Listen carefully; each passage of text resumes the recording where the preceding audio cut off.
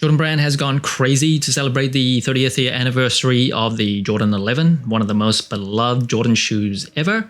9 colorways are going to drop before the year ends. I don't know why they didn't just add 2 more, make it 11 for Jordan 11, but that would be too much common sense and too logical. And the shoe that I'm reviewing today is one of the Air Jordan 11 Rare Air.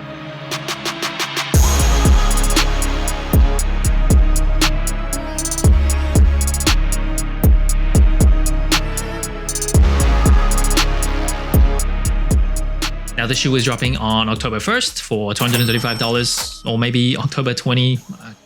I don't know.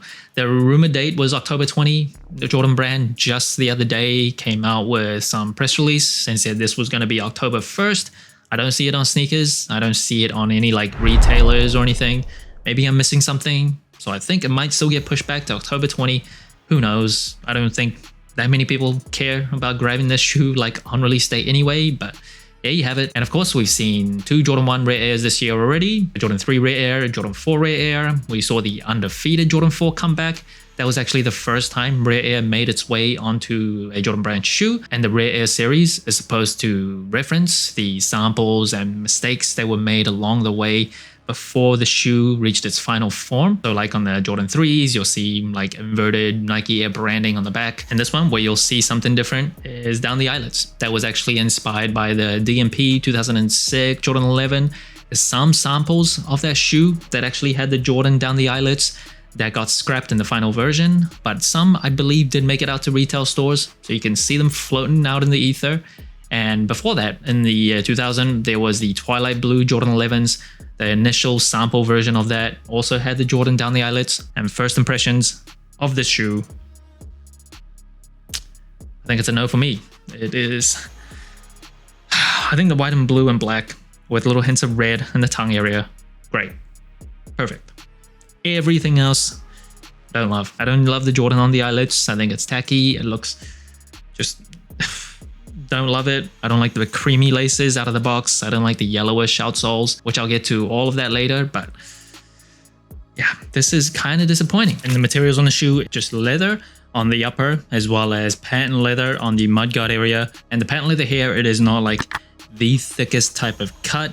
The leather itself on the upper, you do see a lot of that texture come through. There are ways to like treat leather so they can make that a bit more obvious. This one doesn't go like over the top. And the Jordan 11, if you didn't know, the reason why it has patent leather is because Michael Jordan wanted this shoe to be more luxurious, that you could wear with a suit. It's also inspired by a sports car, where the usual ballistic nylon mesh on a general Jordan 11, which doesn't appear here, would be the cloth of a convertible sports car, and the patent leather would serve as its body. And then moving up the tongue of the shoe, you will see the Jumpman Jordan tag running down the middle of the tongue. And then right behind the tongue, you get that tag that says quality basketball products inspired by the greatest play ever. I thought for this shoe, they would change that tag up for a Rare Air shoe, but they just kept it like a regular Jordan 11. And of course, what makes this shoe different from other 11s is the Jordan that runs down each eyelet. That's my least favorite thing about the shoe. I think it just looks tacky. It looks kind of stupid. I don't love it. And the letters itself, they're like its own piece. And I do worry about that like falling off after you wear it a while. And moving around to the booty of the shoe, you'll get 23 on the heel tab there. Of course, that Jumpman, that is actually facing the right way on each shoe. So in past retros, they've had it facing the wrong way. Look kind of weird. Glad they fixed that there. And the shoe doesn't come with any extra laces, just these cream laces out of the box. Don't like it. I think it's just too yellow. I don't know what it's trying to go for, maybe like a super aged look, but I just don't think it goes that well with the shoe. It does kind of go with the creamy outsole, which I'll get to later, and the rope-like laces that's meant to represent a basketball net. I don't love it. I do wish they would just come with white laces and maybe blue or black laces to go with it. There's just a few disappointing things about this release make me not really want to keep this in my rotation. And in terms of the cushioning of the Jordan 11s, it comes with a Phylon midsole with full-length Nike Air, as well as a full-length carbon fiber plate. This is actually the last shoe Jordan Brand used Nike Air. Starting from the Jordan 12s, they switched to Zoom Air, so it's end of an era, and you will see the carbon fiber here. If you didn't know, carbon fiber provides a lot of rigidity, prevents your shoes from bending or twisting too easily. When you're playing ball, you really do not want that. Love carbon fiber in shoes, very lightweight. It's also still very strong.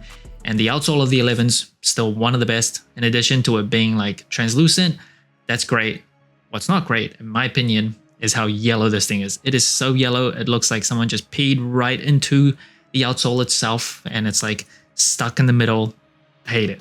I hate it. I wish they came with like icy blue outsoles or just clear white outsoles. Don't like that there at all. The insole of the shoe, Rare Air branding down the bottom, and at least for $235, they came correct with some polyurethane insoles. I do wish they would default to these types of insoles. Adds a little bit of comfort to an old shoe like this one. And the box of the shoe and the Rare Air colors. So you get this kind of deep blue color with the paper inside meant to look like carbon fiber. And in terms of sizing and comfort, I am a wide and flat footer. For 11s, I generally do have to go up half a size. If I went true to size, which I have done many times before, you can make it work, but the forefoot just feels a little too tight and it never quite breaks in where it feels comfortable. So for 11s, I go up half a size. If you don't have wide and fat feet, you're probably good to go true to size. And overall comfort-wise, this is actually a decently light shoe, all things considered. A shoe that came out in the 90s might look pretty bulky and brickish, but it's actually decently lightweight, and underfoot, it doesn't feel too bad too. Full-length Nike Air, still pretty flat to the ground. This was a shoe meant for basketball, and Michael Jordan himself always wanted his shoes to be very low to the ground so he can get maximum court feel. So just keep that in mind. And that brings the total sole score of the Jordan 11 Rare Air, 27 out of 40. Pretty average score compared to other general releases. Now first, it is colorway. The blue and white, can't really go wrong with black ankle collar here, and looks great. The pea cream yellow outsoles as well as the laces, I do not like. It just does not look good. And the Jordan going down the eyelets, I get that's what makes this shoe special, but man, that looks tacky. I don't like it at all. That is the biggest deterrent for me for this shoe. I think, you know, the reason why they didn't stick with the Jordan for past samples and excluded it from the final retail version is because it looks like doo-doo. And in terms of the materials, pant leather isn't like super thick. Don't expect like absolute premium delicious materials. And in terms of the comfort, the 11s I think are pretty good. Not the most comfortable shoe from Jordan 1 to 14, but it's decent. If I had to wear this like all day, I wouldn't complain. I do feel like if I had the choice, I would choose the 3s, definitely the 5s, the 13s and 14s over this as well, but it's definitely more comfortable than like a Jordan 1 or a Jordan 4. And in terms of the versatility, the 11s are one of those Jordans that are special in terms of the shape. It is mainstream. It is not a shoe where if you wore casually, people are like, did you just finish playing ball and roll out? It is a super wearable silhouette. And in terms of the wearability of the colorway, all things considered, if I'm being objective, majority white with some deep dark blue, pretty wearable. With some hints of red and black, pretty wearable too. These pea yellow kind of accents to the shoe kind of detract from it, but as a whole, it's actually a pretty versatile colorway and very versatile shoe itself. Every year during holiday season, Jordan Brand has been releasing a Jordan 11. Last year, we got the Legend Blue, beautiful. The year before that, we got the Gratitudes, beautiful. The year before that, we got the Jordan 11 Cherries. I think that was a pretty nice shoe. This year, we're getting 9. Where does this rank among the 9? Probably bottom half. I don't think any of those are like super delicious. Maybe that purple one, that's pretty good, but yeah, I do kind of wish they brought back one of the OG colorways and just give the people what they wanted. So that's it. Thanks for watching. Sole Inclined. Let me know what you think of the Air Jordan 11 Rare Air. Like, subscribe, comment, all the good stuff. And remember, tomorrow may never come. The wear your shoes.